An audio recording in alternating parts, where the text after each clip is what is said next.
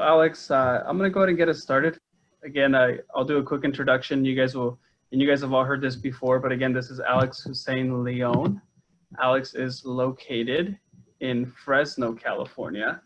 One of the great things that I get to do here in the Central Valley is actually serve with Alex in various different capacities. My favorite thing that I get to do is to do stuff like this, the How to Build Your Social Enterprise workshop. And so Alex does serve at the largest technology hub here in the Central Valley, which is Bitwise Industries. Alex is a husband, social entrepreneur, working on his fourth venture, and we're going to get to hear more about that today. So I'm really excited about that. He's actually worked with us in building the only social enterprise accelerator here at the CCT. He loves coaching founders and connecting them to the right people. And fun fact, again, John Mulaney is Alex's favorite comedian, so we definitely encourage you to check him out on Netflix. But Alex, if anything, I'm gonna hand host controls to you, and we'll get this going, man. Great. All right. Thank you, everybody, for being here. If you're here for either of the last two sessions, welcome back. And if this is your first one or you're watching the recording, we're glad you're here. Like I mentioned, we recorded the first two sessions, and so Carlos can post the YouTube links in the chat box so you can have the links and watch them. But I'm excited that you're here with us, and I'm really looking forward to sharing what I've learned, both from those who know a lot more than I do and have figured out some really great things, and also from personal failure points that I've had in my journey as a social entrepreneur. So let's get rolling. So last time we had a recap. We went more in depth on how we talk to people and about the problems they have. And we talked about how to brainstorm ideas that you may have. And then we also did some of the beginner blocks of how to build an MVP. And today, we're going to do a recap again as well. We're going to make it shorter and talk about some of the steps that we covered. And then we're going to spend a lot of time talking about MVPs, how to build them, test them, improve them, and then kind of figuring out what's next.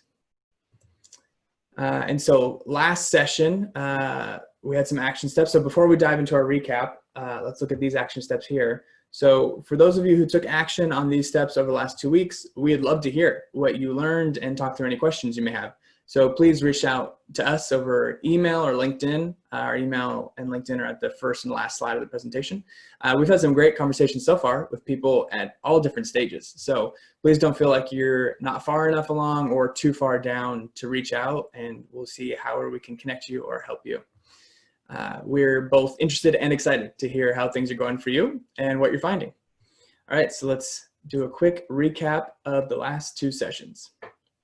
So moving quickly, again, what is a social enterprise? Why are we here? A social enterprise is a business that exists in order to solve a social or environmental problem. And so two parts here, you have the social and environmental problem, we call it the impact problem, and then also the business problem. And remember that business and impact in a lot of contexts seem incompatible, but in social enterprise, they actually work together really well and strengthen each other. So a few examples of social enterprises. The first is a community music school. This is an example of an embedded social enterprise where what solves the impact problem is the actual product or service that they're providing. So the impact problem they saw was that local students in their area had little access to quality music and after school programs. And so they found a business problem where the school districts had money designated for these types of after school programs and used that business problem to help them solve the impact problem. The second example is neighborhood industries. So this is an example of an integrated social enterprise. So how neighborhood thrift and industries runs their thrift store and their other businesses, by hiring certain employees and equipping them. That solves the problem that these employees are facing. How they run their operations solves the problem. So they saw the problem in their neighborhood where they had a lot of people with barriers to employment. Maybe they were formerly homeless, hadn't had a job in a long time, maybe were coming out of rehab. And they paired that with a business problem that people in their community need more affordable clothing and other items. And they built a business around that. The third example is Lana Coffee, and this is an example of an external social enterprise. So how Lana Coffee uses their profits solves the problem of a lack of clean water wells in certain villages in Thailand. And so again, the impact problem there, certain villages in Thailand needed access to clean water, and also they needed demand for their coffee beans. So they buy the beans from them and you send the profits back. And the business problem here they found in the States was that coffee shops, restaurants, and retailers wanted locally roasted craft coffee. So they were able to build over $1 million business over a number of years. Another thing we've come back to many times, my first business mentor gave me some wise words for startups. He said, don't marry your current idea. Instead, date your current idea. Marry your idea, bad. Dating your current idea, good. In addition to that, we went over some steps in a process to build a social enterprise. So the first step being to find a problem. Second step being talk to people. Third step, brainstorm solutions. Fourth step, build an MVP. Fifth step, test your MVP. Sixth step, improve your MVP. And we covered a few things from this list. We emphasize how the problem comes first in the process, and then later comes your solution. So really focusing on the problem as the foundation. We also talk about how MVP stands for minimum viable product, and which we'll cover a lot today. And we use them to quickly test our ideas and learn if we're able to solve the problem that we're trying to solve. So step 4 through 6 here will be the bulk of our content today. But one more thing that I wanted to add and really bring some clarity to this process.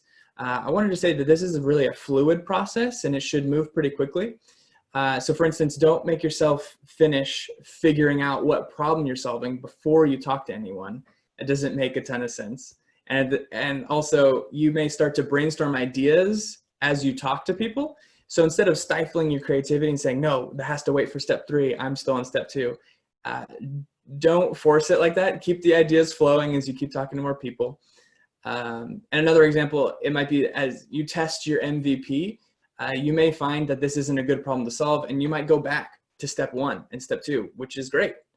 Figuring out whether this combo of the problem you're trying to solve and your solution that you've come up with as quickly as possible is the actual goal.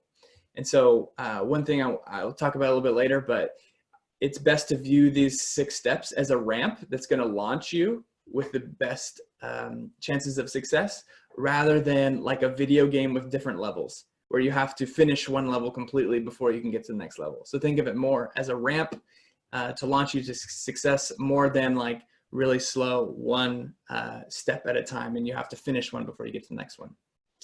So in the first session, we focused on the first and second steps, which are the foundation for the whole process. In the second session, we covered steps 2 and 3 in depth and did a quick overview of step 4. And today we're going to go in depth on the MVP process, including building it, testing it, and improving it. But first, let's do our recap of steps 1 through 3. So, all right, step 1, finding a problem. So remember, we start here. We start with finding a specific problem that someone has. This is both the foundation for the business and the foundation for the impact that you'll be having. But what is a problem? So what do we mean when we use the word problem? So we describe a problem as a pain point, a frustration, or a difficulty. So when we talk about a problem, we're focused on the friction point that someone is experiencing, something that is not working the way they would want to, whether they realize it or not. And we also talked about why it's better to narrow in on a specific problem on both the business side and on the impact side. We also talked about how in social enterprise, there's 2 types of problems we have to solve. There is the impact problem and the business problem. So the impact problem addresses a social or environmental issue.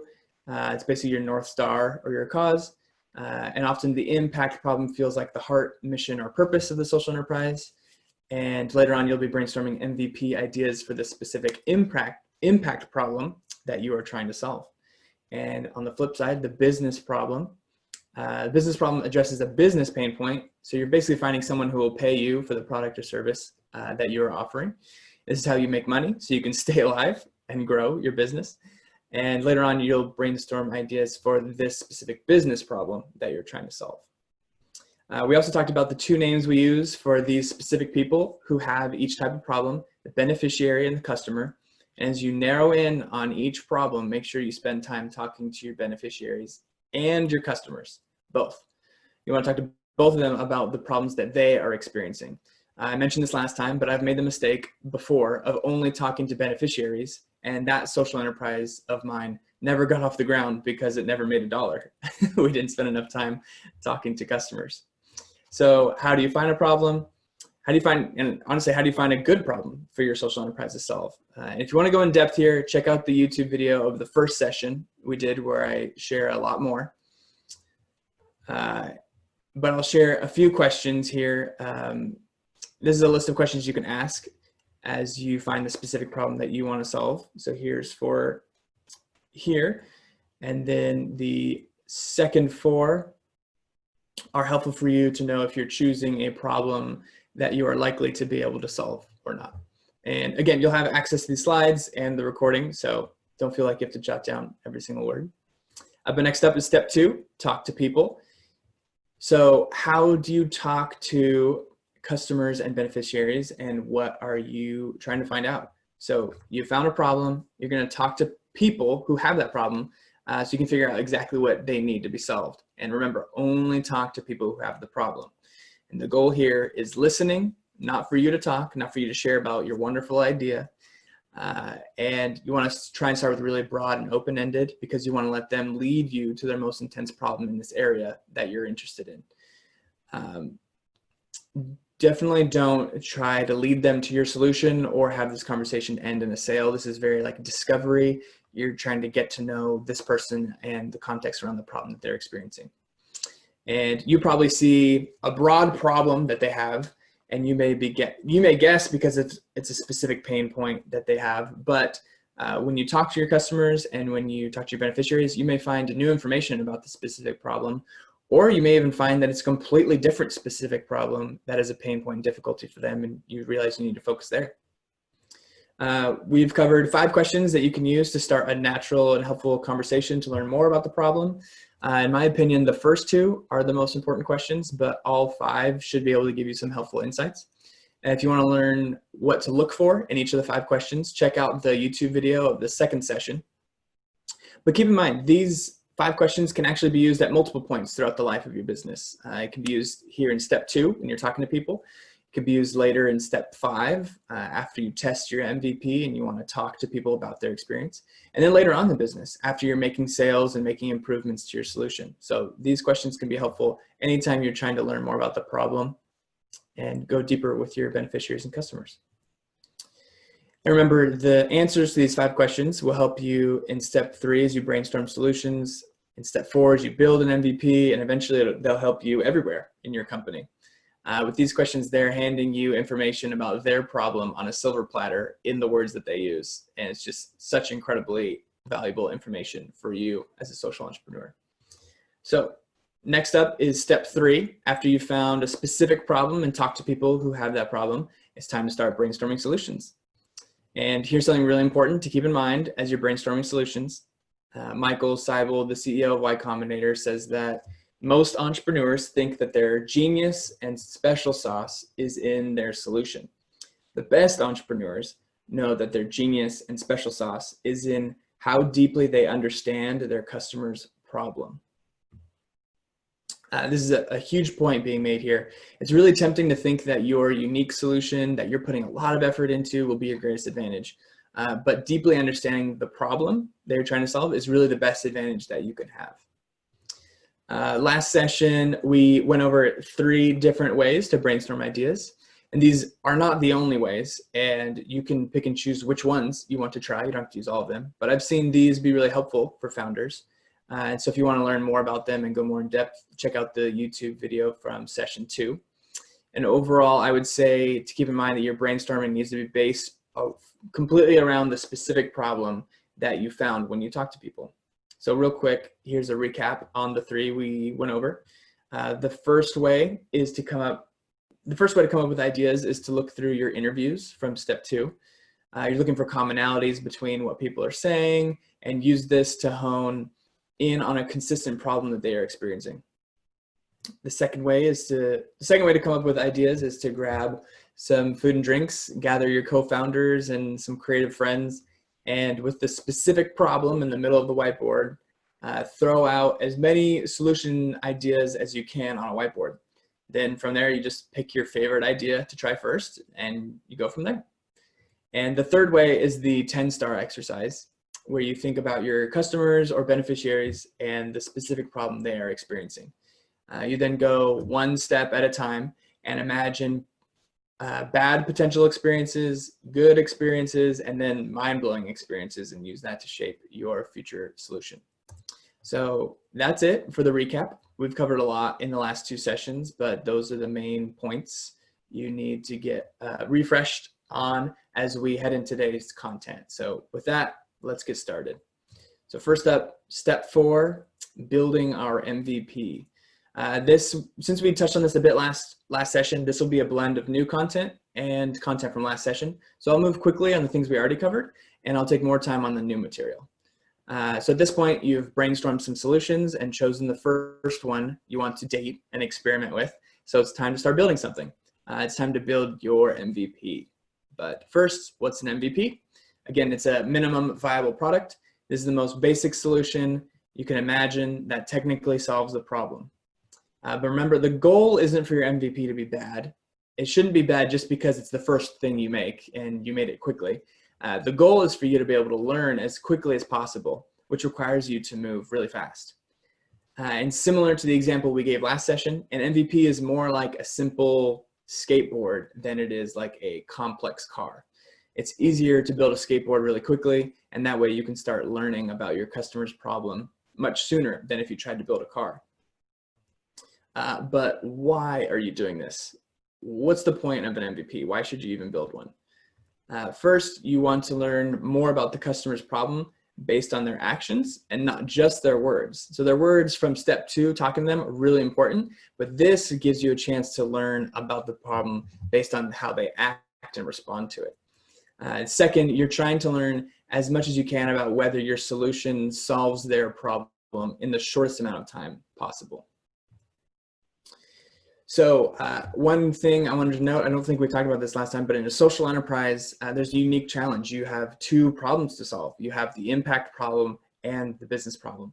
And since you have these 2 problems, you may need 2 MVPs. You don't have to do them at exactly the same time, but the impact problem and the business problem are going to be very different. And so you will likely need 2 separate MVPs to get started testing on whether you can solve the impact problem and whether you can solve the business problem. And that's totally okay. It's great to brainstorm ideas for MVPs in both of those areas. So just want to reiterate at the beginning, you don't have to have it all figured out into one thing. Yeah, just feel free to test kind of separately and then start to get creative on how they can eventually come together into one company, essentially. So some examples of building an MVP. I gave a brief summary of these examples last week, but remember in the food delivery website story, the founder started by visiting a single moms group that he found on Facebook, and he asked them what they needed help with. They needed help with groceries. So he started taking down a list and writing it by hand, everything that they wanted. He went to the store himself, bought the groceries, delivered them to their homes. No website involved, even though he knew very early on, this is going to be a website. It's all going to be automated. It's going to be all these things, but he needed to learn a lot by doing it all himself. And he didn't have to spend 3 years or even 3 months building a cool website or anything. All he had to do was reach over, grab a notepad and a pen, and then grab the keys to his car. And that's all he needed for his MVP. I also shared about Airbnb's story, how they had a really bad looking website at first. They went to New York they lived in California and went to New York to take pictures of the homes listed on their website. And they only built in automations that most of their customers said they wanted over time. They didn't try to build all these automations up front and have this amazing product up front. They put out something that was good enough, and then they built in the features and the automations that their customers said that they wanted. If you're interested in diving deeper into Airbnb's story, it's really interesting, especially how they got started. It shows how creative they were And you can hear the story from their perspective on the first episode of the podcast Masters of Scale by Reid Hoffman, which is a really great podcast that I've listened to multiple times. And Carlos has sent out as one of the resources that we recommend. And finally, we gave a hypothetical example of a situation where we are trying to solve a problem that someone's experiencing around transportation. So what would be a good MVP for this? Many of us will try to think of the best way to solve this, something really effective and something that will be impressive to most people who see it. But while you're spending a lot of time building an effective and impressive solution, you're not learning anything about your customer's problem. And you could spend a lot of time on this solution, and then for whatever reason, it's not what they wanted, or they just won't buy it from you. So instead, think to yourself, what's the most simple thing I can build quickly that technically solves their problem so I can start learning now? So in this transportation example, let's say we're trying to solve their problem with transportation. Instead of building a car, you can start with building a skateboard. Then next week you turn it into a scooter. You keep quickly iterating and improving it from there. And that allows you to learn a lot along the way as you watch how they use it and how it's solving the problem or not solving the problem. So like I mentioned before, when it comes to MVPs, think skateboard, not car. We also gave some tools to build an MVP. There's a lot of existing products that are out there that are really customizable that you can use and snap together. It might be specific to whatever industry you're using, or you might just use some of the Google products, whatever works. There's some really cool apps like Photoshop. I believe it's Adobe XD or Photoshop. And then there's something called Marvel App 2, which allows a pretty decent free version to simulate like a smartphone app or a desktop app. But then there's also the concierge MVP approach, where you just do everything manually, like the gentleman who started the food delivery website business. So lots of tools and lots of options that you can piece together to build your MVP. So here are some thoughts for your MVP if you're going to be offering a product to your customers. So your product might be a thing, an app they can download, a piece of clothing, an item of food, etc. So keep in mind, especially if you're building a product, your MVP does not have to be created from scratch. Just like the tools I showed a few slides ago, there are other products in the world out there that you can tweak or put together to serve as your MVP. You could even find a competitor's product and use that as your first test, just so that you can start learning right away. I'm not saying to just take a competitor's product and just sell it, but you can use it as part of your MVP to learn from customers. Take it to people who have that problem and watch and see what works well, what doesn't work, etc. On the other hand, if for whatever reason it's easier, you can totally build it from scratch, as long as you can build it really quickly and you can learn from testing whether it solves the problem or not. On the flip side, here are some thoughts for your MVP if you're going to be offering a service. It could be a consulting service it could be something where you go around and give presentations or lectures. It could be a task that you complete for someone, etc. Building an MVP for a service often begins with the concierge model I described a few slides ago, which honestly is just a fancy way of saying doing it all by hand or making it up on the fly. As you're talking with your customer or your beneficiary, you're reacting and adjusting to whatever they say and however they react and whatever they say that they need. And also the most successful service-based MVPs tend to be from someone who has a decent amount of subject matter expertise in that particular field. For example, if you're an experienced accountant, you can likely sit down with someone without knowing exactly what you're going to offer them, and you can listen to their problems and probably provide them some kind of value because of this expertise that you have. So, story from my experience, another learned lesson of mine was trying to build a personal finance education app. All of us on our team knew the basics of personal finance, but none of our co-founders were experienced in teaching people personal finance, and none of us were experienced in more advanced personal finance. So this didn't guarantee our failure, but it was a challenge that really slowed us down. And like we've talked about a little bit, speed helps you maintain a sense of momentum and excitement, so you don't decide to give up on your idea and quit. So if you don't have expertise, this is not meant to discourage you from your idea. But let's say if your solution requires in-depth knowledge of computer programming and you don't know anything about computer programming, I would really highly suggest finding someone who knows a lot about computer programming, or your chances of success are just significantly lower. So let's look at a few more examples of MVPs that you may not have known. And keep in mind, almost every company you know of is well past the MVP stage, but they likely started by solving one specific problem with a low quality MVP. So first up is Netflix. So here's a question for you all. Which one of these was Netflix's MVP? I know you're all on mute or you're watching the recording, but it might be pretty obvious. Yes, it's the envelope on the left. The co-founders of Netflix had the idea to sell VHS tapes over the internet, like how Amazon was selling books. But it turned out that VHS tapes were too expensive and too delicate to ship. So when DVDs were introduced in 1997, they tried mailing DVDs back and forth to each other. And seeing that it could work, they decided to start Netflix. And honestly, you could say that their first MVP was mailing DVDs back and forth to each other just to test to see if that would work. From there, Netflix began as a DVD rental by mail business in 1997. And interesting fun fact, Netflix offered to sell their company to Blockbuster in 2000 for $50 million. And obviously Blockbuster said no, and now their story is history. And interestingly, Netflix didn't start streaming media online until 10 years after they were founded, even though the CEO knew long before that online streaming of media would be the future. But they kept their stable business of DVD rentals alive to help the business survive until the technology was ready for online media streaming.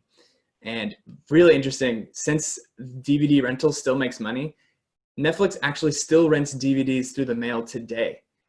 So talk about a profitable MVP that is worth hanging on to because it keeps making money. The next MVP story is from Tesla. So here is a less obvious example. Which of these was Tesla's MVP?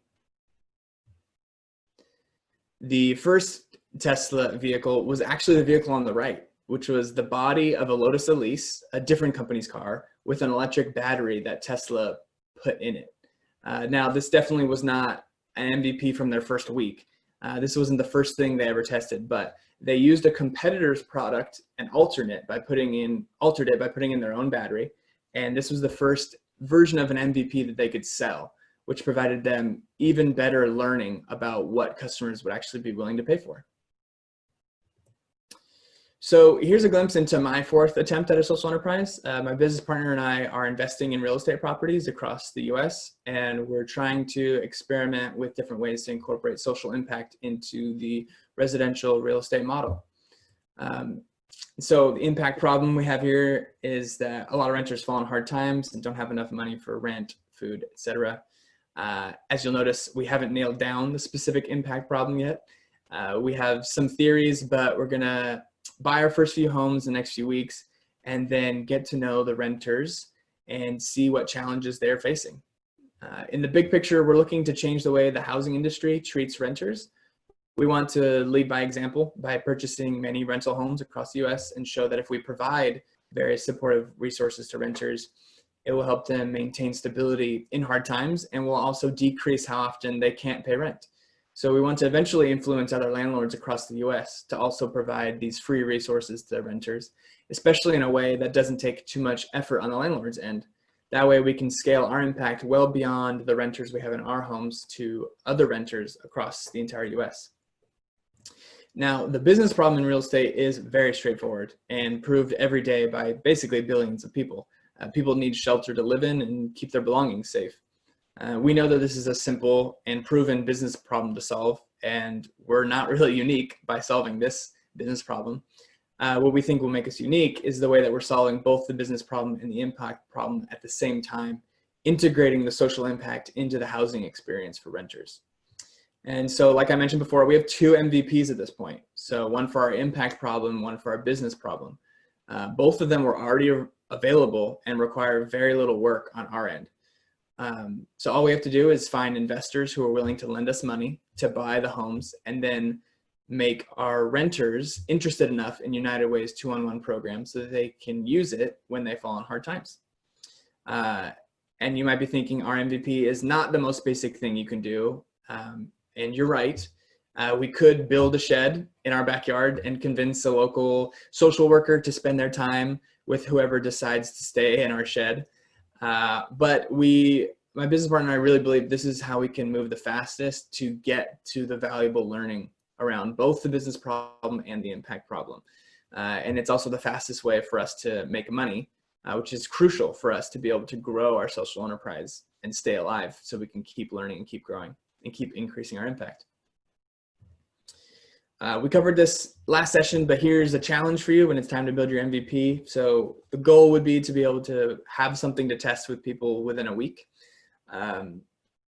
And I would say that the business problem that my business partner and I were trying to solve can't happen in a week, but the impact problem can, because the 2-on-1 program already exists. So we have actually made some plans to take that to renters in our local area and see how it works. So again, using something that already exists and seeing how that solves people's problems or not. So the challenge is to build an MVP within a week, something that solves the problem, spending as little money as possible. Might be a little bit embarrassing, and your goal here is to learn based on their behavior. So the fifth step comes pretty naturally. After you build your MVP, you need to test it so that you can learn from it. Here are some of the best practices I've learned and gathered from others on how to test your MVP so you don't basically get in your own way and ruin your own learning opportunity. So you take your MVP to customers, again, the people who have the problem that you're trying to solve, at the end of whenever you're done building your MVP, and let them use it. So something's really key. Hand it to them and don't say anything. Don't tell them how to use it. And ideally, you want to give it to them in that context where they have the problem. So as they're trying to use it without you giving any instructions, listen to what they say, watch their facial expressions, see which parts are hardest for them, and then see if they actually are able to complete what they're trying to do, if it actually is solving the problem for them. It'll be really painful for you as you watch them struggle and be confused, and you have to resist with all the might that you have from helping them. But there's a reason to this, and if you were to explain everything, you're not going to learn anything from them. You're not going to learn, oh, this was confusing, they couldn't figure this out on their own. Because every time you sell in the future to your customers, you're not going to walk them through it completely every time. You need to hand it to them and don't explain anything, and see if what you're assuming is obvious is actually obvious to them and if they can actually figure it out. So test this with a number of people, somewhere between 3 to 10. And it depends on your business, depends on how many people you have access to. And go through that testing process. From there, you'll move right into step 6 and figure out how to improve your MVP. So you're taking the feedback from what they say, what you observed, what you saw, how they reacted, and you're using all of that to make improvements as you do another 1-week burst or another short period of time burst. And keep a balance between what they say, what they do, and then your own insights. All of those need to feed what you're doing. You can't rely on any of those completely. And so you keep going through this process. Step 5, step 6, step 5, step 6. And so you almost kind of do that forever. I mean, I think a lot of the best companies will do that forever. They will continue to gather data on how effective it is on solving the problem, and then find ways to improve it. So this may bring up a question, when is this no longer an MVP? So when do we move from an MVP to, like, I actually have a product or a service that I'm offering? And when is it ready to sell? So here are some thoughts I have that I hope can clear up any confusion. I would say that there's no formal point, and don't get stuck on the concept of an MVP. Think of building an MVP more as a ramp that launches you towards providing a product or a service that solves their problem well. So with your MVP, don't worry about a single point in time where you graduate from MVP into the promised land of a great product. Just stay really focused on solving people's problems and stay focused on having that eventually lead to sales. There's certain aspects of building an MVP that will always stick with you and that good businesses keep with them. So a mindset of constantly improving, a mindset of moving fast. You might not change your product every week in 5 or 10 years, but you should continually make improvements and upgrade it on a regular basis. And you'll figure out at that time what that speed is. A few landmarks for when you might be leaving MVP territory: the first time someone pays you for your product or service, the first time someone you don't know pays you, you see a noticeable increase in sales of your product or service, or your customers start to tell you unprompted how much they love it. That really can tell you that you really have built something that they love. And if they tell you that they love it, they're probably telling their friends and other people who have the problem about this great thing that they love as well. And when is it ready to sell? I would say it's ready to sell when you offer to sell to someone and they say yes. It sounds really simple. It sounds so simple, it sounds silly, but it's true. It's ready to sell when you can get someone to say yes to buying it and them handing you the money. It's not when you're ready. It's not when your solution is like up to your standards. It's when your solution solves their problem well enough for them to be willing to pay for it. That's when it's ready to sell. So there we go. We've covered the 6 steps to building a social enterprise, and we have a few minutes here, but I wanted to give you an example of what this could actually look like, because the theory and the exercises are cool, but I wanted to paint a picture of an entire story so you can see it all fit together. So how fast can you go? So here's a simple example I came up to help you visualize the process. So here are the 6 steps at full speed. So let's say it's 3 p.m., you're at work and you notice a problem. You notice a problem that your coworkers have or that your boss has. A couple minutes later, you ask your boss and your coworkers the 5 questions that we talk about in step 2. At dinner with your friends that evening, you brainstorm some solutions over some food and drinks and just come up with a bunch of ideas based on what they shared earlier that afternoon. And then later that night, you pick your favorite idea. You have a list of ideas now and you look through them to pick the one you think will best solve the specific problem and is also probably something to build relatively quickly. Then you wrap it up with a great night's sleep. And the next morning you get to work, you build your MVP with what you already have. Maybe use Google Docs or Marvel app or Google Sheets, or there's a piece of hardware in your closet or in your shed, whatever you can find that could create a basic prototype. So here, again, with MVPs, we're thinking more glue and tape rather than thinking like sculpting. So you spend a couple hours on that. First thing in the morning, you hand your MVP to your boss and your coworkers and you watch them use it as a test. Then after that, you're sitting at your desk and you're thinking, this part seemed to be a little bit difficult for them, or this part I thought was going to really be the thing that solved the problem, but it didn't really do that. So I think I'm going to do this instead. So you use your lunch break to improve it. And it might sound funny, and it's supposed to be kind of funny and lighthearted, but 2 things here. First, if you're really excited or really determined, you'll find a lot of time in weird places to work on your ideas. And second, I share this because I've actually done this before. I was in a job that averaged about 3 or 4 hours of work needed per day, but I had to sit at my desk for about 8 hours a day. And so I used the rest of my time to work on one of my startups, and I would even take in-person meetings during lunch across the street. So I have personal experience with that.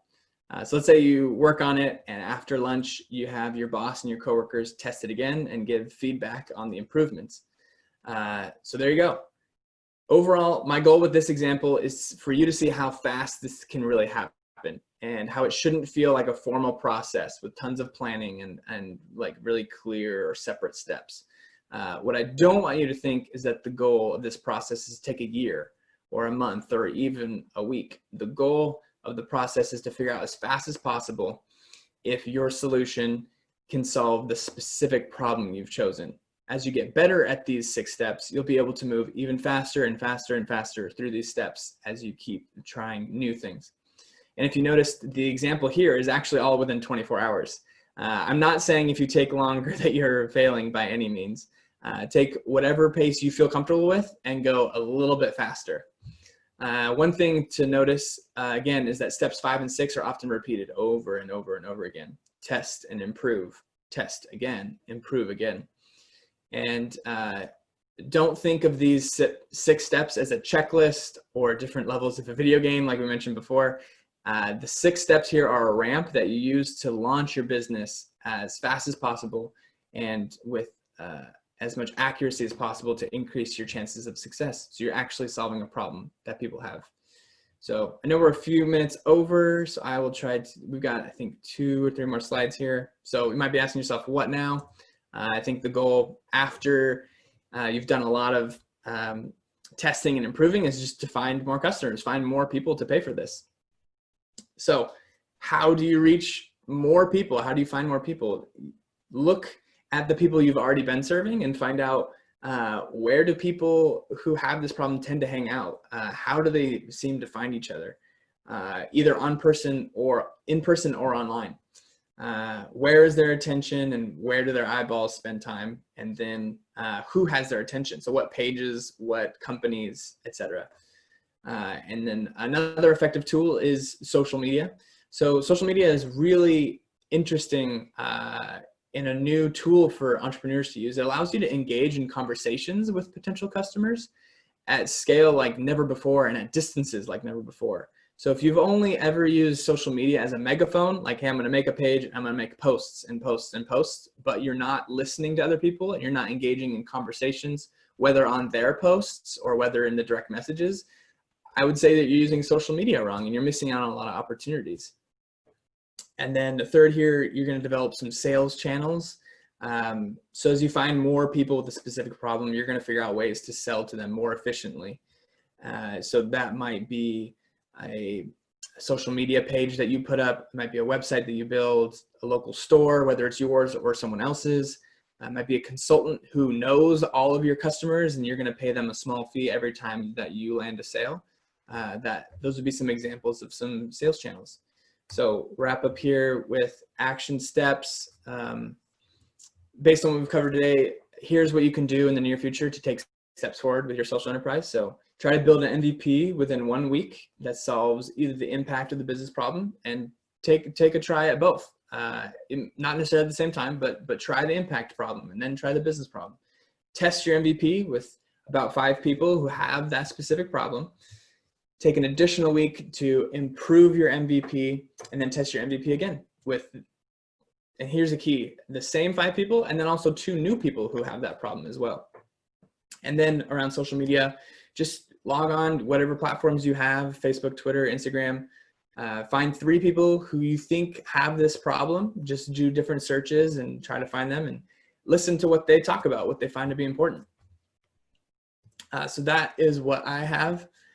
Thank you very much. And I think Carlos is going to take over with a few words about what the CCT has to offer. Absolutely. Thanks, Alex. Always great to hear from you, man. Seriously. Hey guys, just really quick, if you guys have questions, I'm going to share a little bit about the CCT and just kind of what we're going to be working on here in the next couple months. But if you have questions, we're going to do Q&A after this. So I encourage you to throw them in the chat box. And so I've mentioned before the Center for Community Transformation. We exist in Fresno, California. And I'd love to offer our core programs outside of Fresno, but the reality is our programs are hamstrung to serve specifically the Central Valley.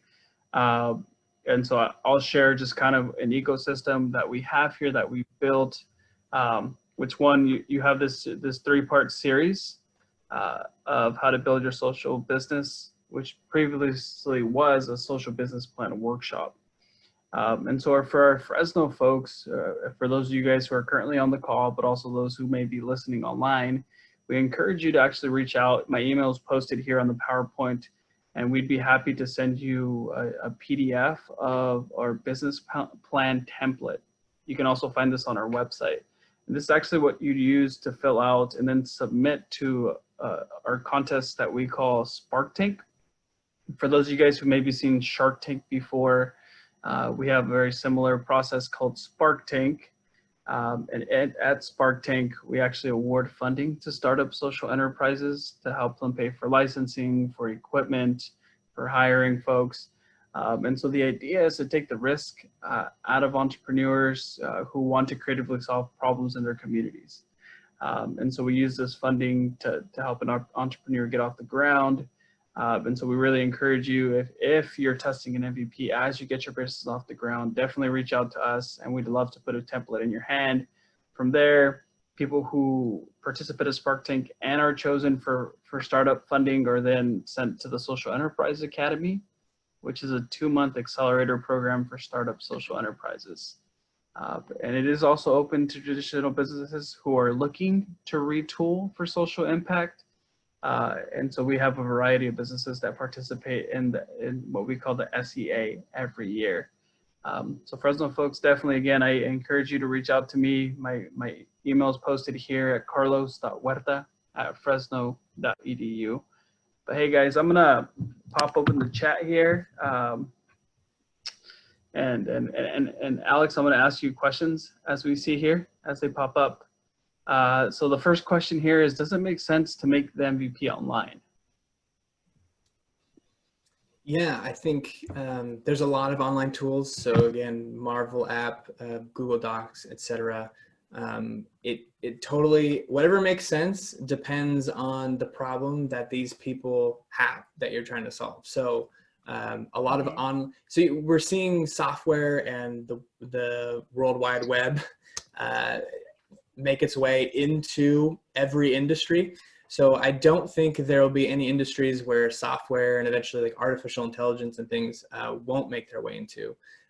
So I will say that oftentimes websites and online tools can be a quick, easy, and customizable, and often even free way to build an MVP, but it does depend on what problem you're trying to solve. So, you know, Uber may have been able to use only online tools for their MVP, but Tesla wasn't. Even though those companies are both in transportation, Tesla really wasn't leveraging online tools for their MVP, but Uber still is only an online business. So yeah, I would say it depends on the problem that you're solving, and when you talk to people and when you brainstorm ideas, what comes out of that.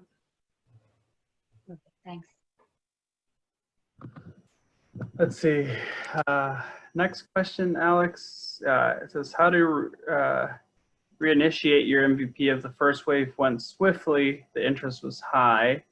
However, the second wave too long to deliver due to COVID-19, and it feels like interest was lost. How would you recommend starting up again and capturing that demand a second time? Yeah, that is a tough problem. And I mean, so many businesses are struggling during this time. So many startups are struggling during this time. I actually know a founder that I know pretty well in the Fresno area. She is having the exact problem that you're describing. So she has an IoT device to help with water sensors in hospitals. It's a great product. The customers are really excited, but hospitals have become a very sticky place to be for people who have not contracted COVID. And so, yeah, I think going maybe, I mean, I haven't experienced this myself very much, so I'm just going to throw some spaghetti at the wall and see what sticks. I think maybe going a few steps back with them, going back to some of those conversations and questions that you have and say, hey, I just want to know, has the problem changed for you during this time? You know, try to add some context that might make it feel like what you're going to be providing is relevant to this new world that they're living in COVID. And the reality is their schedules may be more busy than it was 3 or 4 months ago. And that, I mean, businesses everywhere are experiencing that. So feel free to keep persisting and wanting to talk with them. Another thing you may have to do is you may have to find different people. I mean, the sense of momentum is definitely important within your startup as it is in sales. So if you have a great conversation with someone, you don't talk to them for 6 years, you've probably lost a lot of momentum, and that is just kind of an unfortunate thing that's happened. So I'd say definitely persist, try to go back to those conversations and try to kind of position it as like hey, I know things have changed. I'd like to talk about how we can help solve this in an adjusted way based on the problems, how the problem has shifted for you in this new context. And another reality is if that doesn't work out, it might have to come to where you're looking for new people to talk to, where you can kind of have a brand new start and spark with them so it feels fresh. Yeah, apologies for how difficult this time is. Absolutely. And if I can add something to that, Alex, in our experience, and especially we're working with school districts, it often feels like the problem is changing. But oftentimes it's the way, the perception of the problem that changes for people, in the way that you can address that problem for them. And so, especially with COVID-19, one thing that people often do is capture lightning in a bottle, but they can't keep it long. And that's because the problem was here for a short time and then it was gone, but there was obviously value there. And so other people are going to experience that problem. And so how do you repackage it in a way where people find value in it again? And so that becomes a difficult part for the entrepreneur, for the salesperson, is obviously you have an MVP, you have a product that's delivering value. And so if it's really truly meeting the problem for the customer, then it obviously comes back to more rhetoric. And I don't want to say the skills of a salesperson, right? But obviously at the end of the day, it has to come to the point where customers understand, like, this is really making my life better. This is absolutely addressing a problem. I think that's what it comes down to. Yeah. Just a quick thing to add on that. Yep. Part of why staying close to customers for the life of your entire business is so important is because problems change over time. And I don't think we've ever seen that as clearly as right now across the entire world, how everybody's problems have changed. What's their most intense problem has changed in the course of a few weeks, like dramatically changed. And so the great part about such a fast moving MVP is that you can keep up with these kinds of changes and paces. So I mean, literally we talk about a week MVP, but I mean, in 1 week, in March or so, especially in the United States, people's problems completely changed. Even in government or education or places where problems seem to change every 5 or 10 years, they really changed in a week or two. So this allows you to keep up with that pace. Absolutely. Alex, I'm going in order here. So the next question that I had here is, and this might be like even a too early of a launch kind of question, but do you recommend testing MVP with actual possible customers, with anyone, or both? I would definitely say possible customers. So it depends. Like if you are going to be selling to thousands and thousands of people in the long run, then absolutely grab as many like potential customers as you can. Well, I guess not as many. You don't want to do 100, but 5 to 20 and test with them. If you're only going to be selling, like let's say you're doing a consulting service in your local area or something like that, and you're only going to be doing you're only going to be servicing 5 customers, and that would be the dream. Then you might not want to take your MVP to all 5 of them. So you might take it to one, or you might take it to a smaller organization that has a similar problem.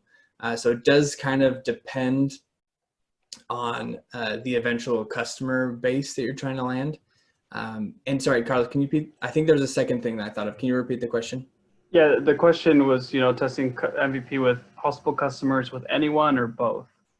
Yeah, and so the other point is you definitely don't want to just do anyone. Again, like your friends, your family. If they don't have the problem, that's going to be unhelpful and misdirecting learning for you.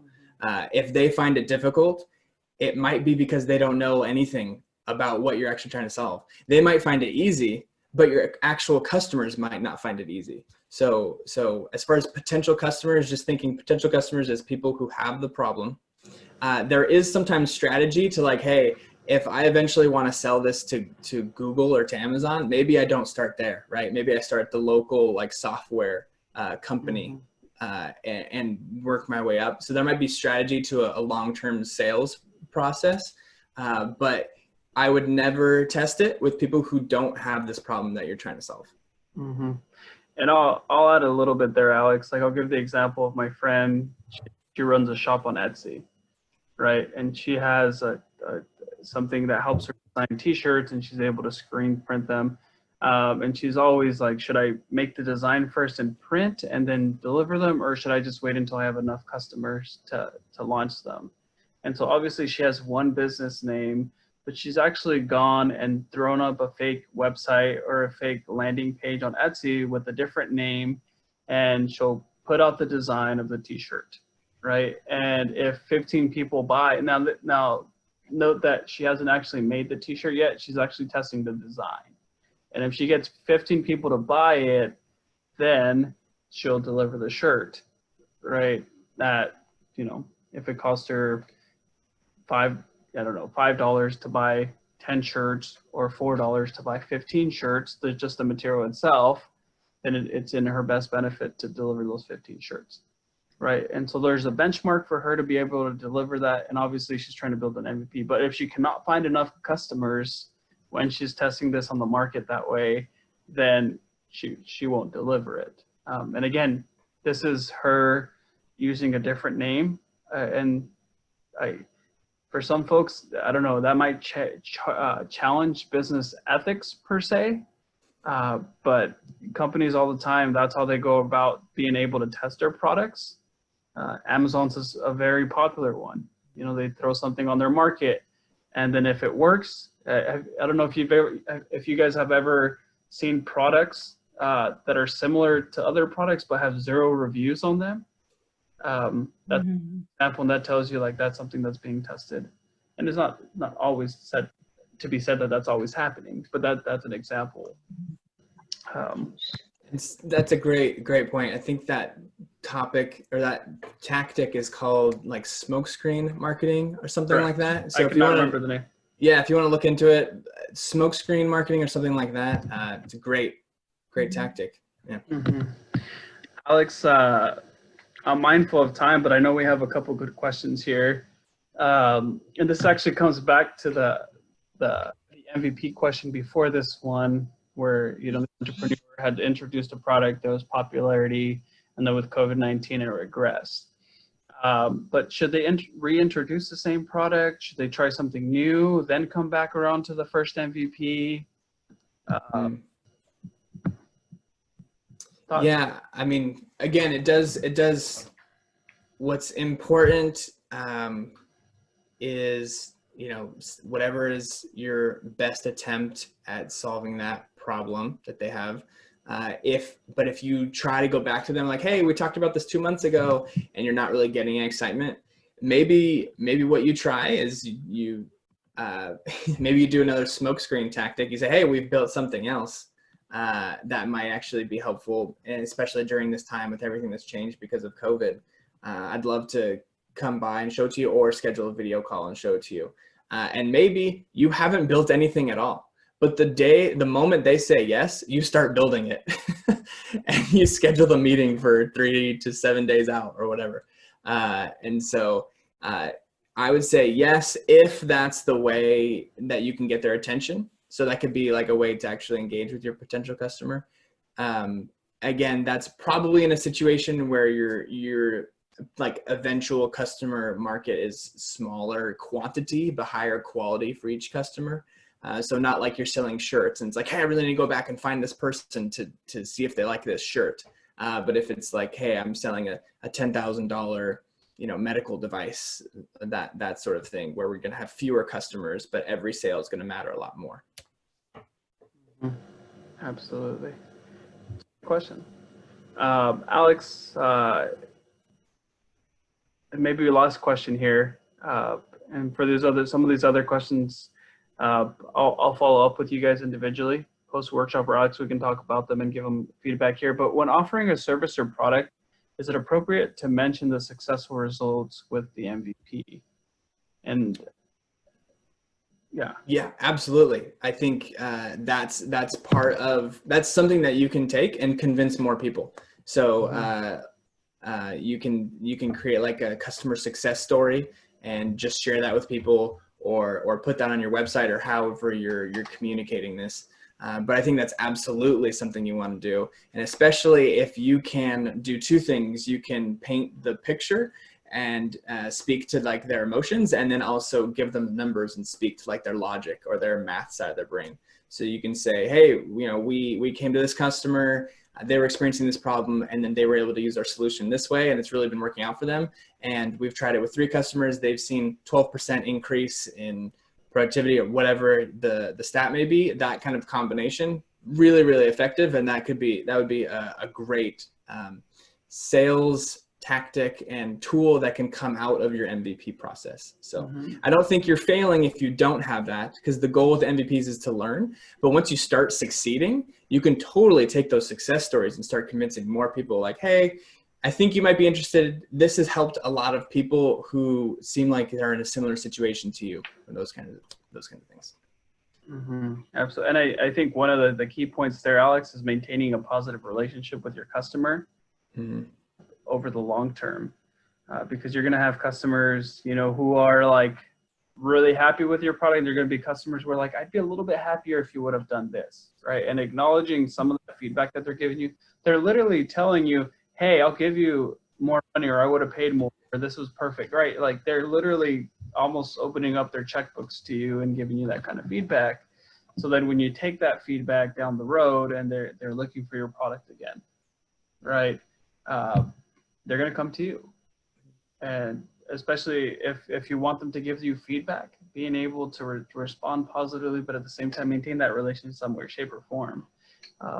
Part of the strategy that entrepreneurs use nowadays is building an email list and a mailing list. Now, I don't recommend sending them an email every week, right? But periodically, hey, sale this month, or hey, here's a cool fact about our product and what you're contributing to.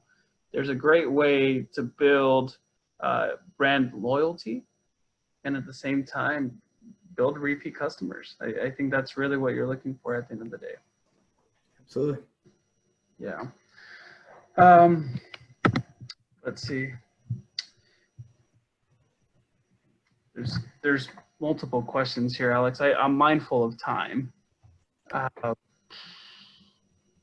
Here's one that I think we can leave everyone with, and I'm gonna generalize it, right? Is, how do you compete with a low cost product when you have a high quality product that probably costs a lot more, right? And I think this is a question that I think everyone could benefit from and getting some feedback for.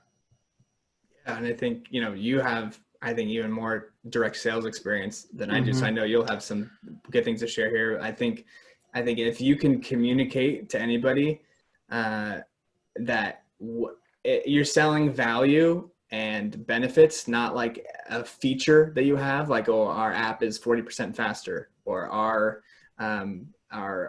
tool is 30% more effective, or anything. If you're able to convince them of the value of that you are solving their problem so much better that they're willing to pay that difference, they're willing to pay that extra amount, then that can be a way. And honestly, if there's already a low cost leader in the market, it's going to be hard. If you're not 10 times better than that thing and offering it for 50% more or twice as much money, if you're not 10 times as fast or anything, if it's not noticeable, it's going to be really difficult. And I think that's why this fast pace of building an MVP. I don't want you to spend 3 years trying to solve a problem that already has low cost leaders in that space. If you get faster at this process, you can spend a few weeks, maybe a few months, and just really see, hey, if I do something really high quality, would people pay extra for it? And that is what you're trying to test. And so you talk to people about the problem, try to brainstorm a solution that's better, see if they'll pay more for it. And really quickly, you can determine based on their actual behaviors, are they actually handing you money? Yes or no? It's, we'll talk about like t-shirts, right? Or dress clothes, right? Like, I feel like that's one obvious one that take it to the market. You get a t-shirt for $4, right? Or $1 at times. Oftentimes they're not breathable. They might be a little heavy, but they get the job done. And there are people who would love a $1 t-shirt, right? on the flip side, you know, you can buy a shirt for $30. You can buy one for $150, right? And so each of these target what we'd call a niche market. As you get into the higher price ranges, people do really well in finding a specific group of people, and it's a lot less people than those low cost products, because obviously they're paying more, and so you're able to build something that that specific group of people would need. And so when it comes to quality, a lot of people would probably, and this is more of a general statement, pay for something that costs less, that's maybe 50% the highest quality product if people don't have that much money, right? If it's something that's not as absolutely essential, right? There are some people who would go above and beyond. My mom always used to tell me, you should never shortchange on socks and toilet paper. And so those are two things that I don't not spend money on, right? And so there's things and things that people value. And so something like a COVID-19 mask, right? It's an example that we have right now. I see stuff on Facebook and in the marketplace where there's masks for $2, $3, $4, $5. Very basic. They went and bought some of the cheapest material at a clothing store, right? And then they were able to put cloths together. However, they slip off your face. It hurts their nose. It is too close to my mouth, right? I have a beard, so it doesn't fit over my chin, right? These are all like specific feedback that you have to get from your customers, especially when you're delivering something of quality. It can't be very similar to a low-cost product even if the material is better for something that I'd consider essential, but it may or may not be temporary, right? And so it's important, especially for products like these, to be able to capture the market well, but also understand the problems of their customers and what would help them purchase your product over somebody else's. And I can't tell you how many times as an advertiser I've helped companies make that clear communication to their customer. Hey, you'll never have your earphones slip out of your ear. Hey, your socks will never run low on your ankles again, right? Like, these are very specific problems that people just hate experiencing. And so, yeah, I won't go too much further into that. I love to just talk about these things, guys, and I know Alex would too. And just for the sake of time, I'm gonna have to cut our time short. And I know there's questions coming in, but I do want to honor everyone's time.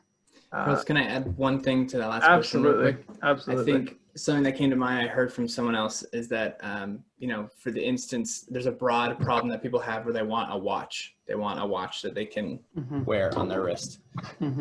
Some people who are buying a $20 watch in the US are buying the specific problem they have is they are trying to tell time. They're trying to know what time it is. When people are buying a $200 watch, the problem that you're solving for them is fashion. It's no longer about telling time. You're solving a different problem for that person.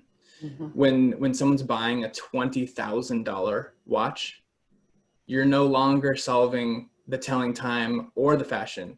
You're solving the problem of that person wants to be the most dominant person in the room. So a watch, right, be three very different specific problems that those people have. So the person who is trying to separate and differentiate from a low cost leader, you're probably if you're going to be successful, you're probably going to have to solve a different specific problem for maybe even a different subsection of people than the low cost leader.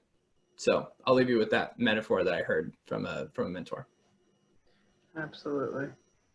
Guys, dialogue's good. Like, you know, there's things like this that we can absolutely go to.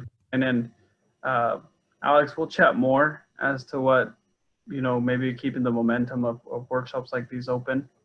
But for now, guys, thank you again for joining us. Your guys' interaction, all your questions, your warm words we're really thankful for that.